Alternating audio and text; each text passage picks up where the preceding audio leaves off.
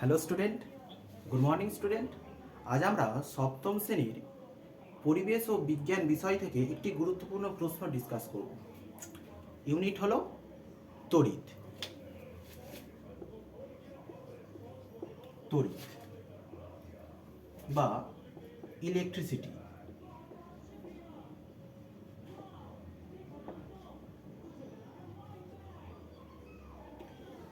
এই ইউনিটের আজ আমরা মূলত যে বিষয়টা নিয়ে ডিসকাস করব সেটা হলো প্রাথমিক সেল। প্রাথমিক কোষ বা প্রাইমারি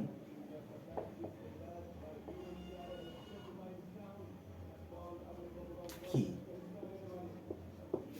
প্রাথমিক কোষ বা প্রাইমারি সেল হলো একটি মাধ্যম। এই মাধ্যমের দ্বারা খুব সহজেই বিভিন্ন রকমের বস্তুকে নিয়ে যান্ত্রিক শক্তি, রাসায়নিক বিক্রিয়ার দ্বারা যান্ত্রিক শক্তি তড়িৎ শক্তিতে রূপান্তরিত হয়। যান্ত্রিক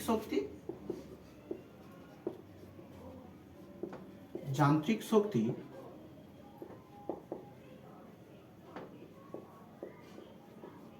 তড়িৎ শক্তিতে রূপান্তরিত হয়। এর ফলে কি হয়? খুব সহজে আমরা তড়িৎ প্রবাহ পেয়ে থাকি। এর ফলে আমরা তড়িৎ প্রবাহ পাই। প্রত্যেকে দেখে নাও তাহলে প্রাথমিক সেল বা প্রাইমারি কোষ বা প্রাথমিক সেল কি? যে একটি ব্যবস্থা যার দ্বারা খুব সহজেই বিভিন্ন রকমের বস্তুকে নিয়ে রাসায়নিক বিক্রিয়ার দ্বারা যান্ত্রিক শক্তি তড়িৎ শক্তিতে রূপান্তরিত হয়। আর এই পদ্ধতিতে আমরা খুব সহজেই তড়িৎ প্রবাহ পেয়ে থাকি।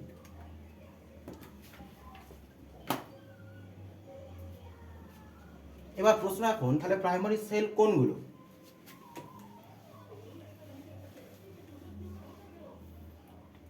প্রাথমিক কোষের উদাহরণ হলো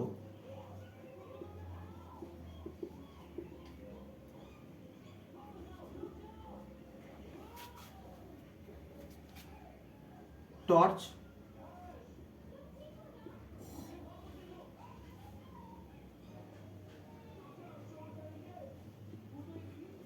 ব্যাটারি,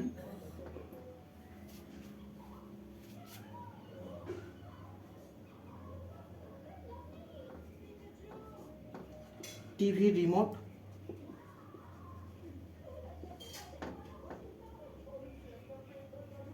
ছোট টেপ রেকর্ডার,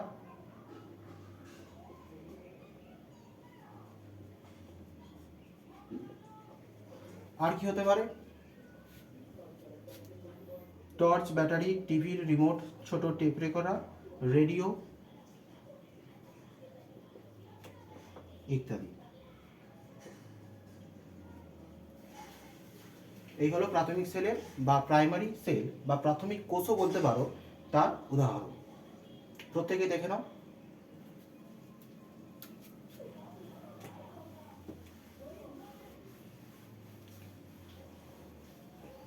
এবার প্রশ্ন এখন খুব গুরুত্বপূর্ণ, যেটা প্রায়শই আসে কোশ্চেনে।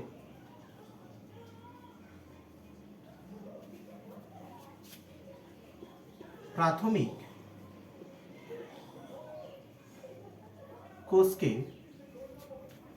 কোষকে disposable, DISPOSABLE disposable sell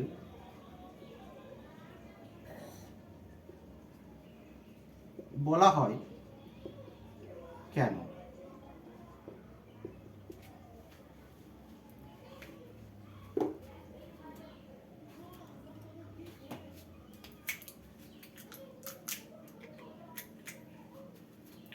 primary কোষকে ডিসপোজেবল সেল বলা হয় কেন? প্রথমে জানতে হবে ডিসপোজেবল শব্দের অর্থ কী। ডিসপোজেবল শব্দের অর্থ হচ্ছে নিষ্পত্তিযোগ্য।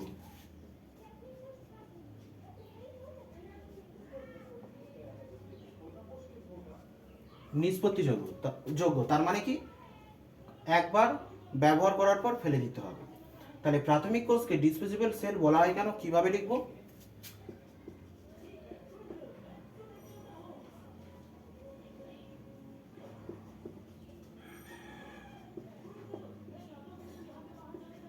কোষ, প্রাথমিক কোষ হলো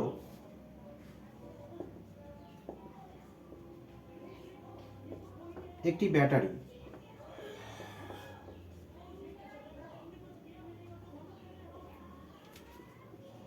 যা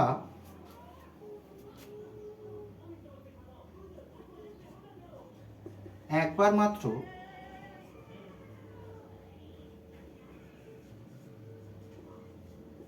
ব্যবহার করার জন্য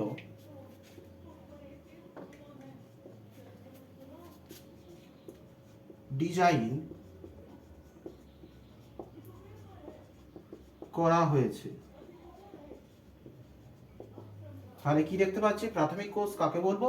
প্রাথমিক কোষ হলো একটি ব্যাটারি যা একবার মাত্র ব্যবহার করার জন্য ডিজাইন করা হয়েছে এবং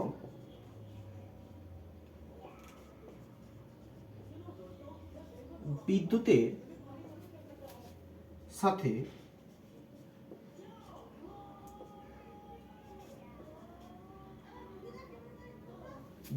সাথে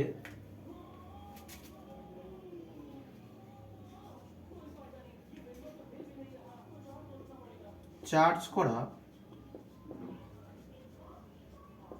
যায় না এবং বিদ্যুতের সাথে চার্জ করা যায় না। এছাড়াও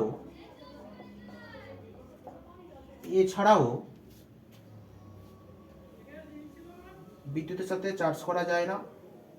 এছাড়াও এই সেলকে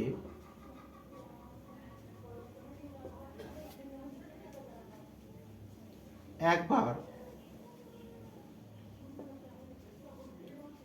ব্যবহার করার পর, এছাড়া এই সেলকে একবার ব্যবহার করার পর, প্রত্যেকে লিখে নাও, আমি এবার ওপরে লিখছি,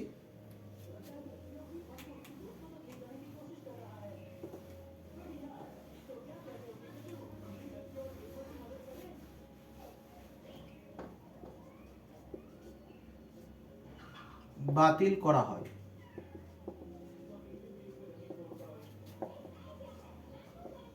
তাই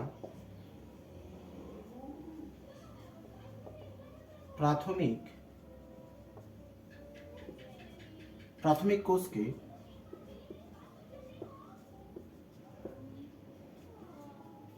ডিসপোজেবল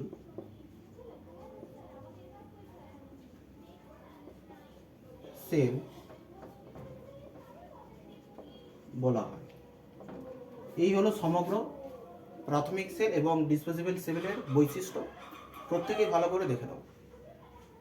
কারো কোনো সমস্যা হলে অবশ্যই কমেন্ট করবে। নেক্সট স্টেপে এই বিষয়ে আরও আমরা বিস্তারিত জানব। আজকের পর্যন্ত এটাই। ধন্যবাদ।